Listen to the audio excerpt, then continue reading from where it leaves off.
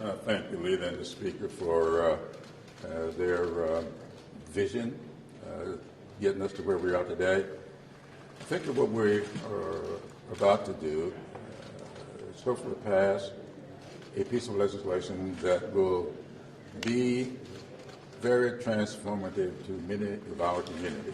If you look at this bill, the so-called infrastructure bill, we see funding that gets us to about 70% of the way with a 100% build out of broadband in our country. That, to me, is very, very important.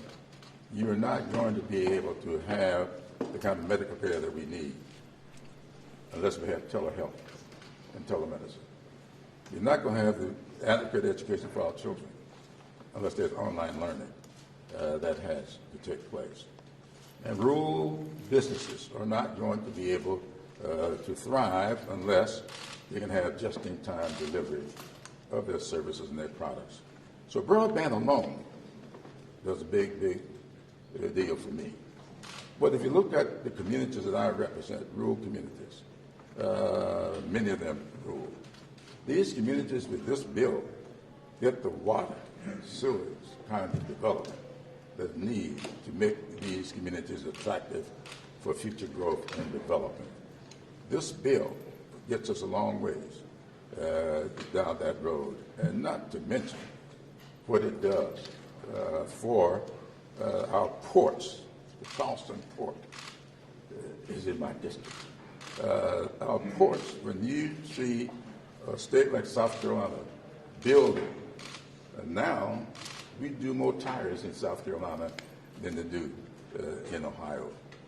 And we got Mercedes-Benz, their Sprinter is made in North Charleston.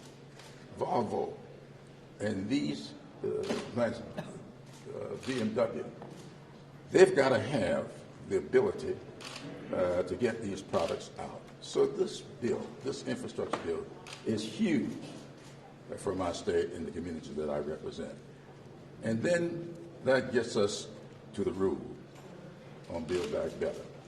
And in Build Back Better, the reason we got to have that bill is because that's where so much of what we need for families to get to where they need to be, for their communities to get to where they need to be. Just take, for instance, children. In that bill is where we make permanent for another year the tax credits for children, tax reduction, I call it, for families with children. These things are very, very important, not to mention the other parts of the family that are taken care of with that bill.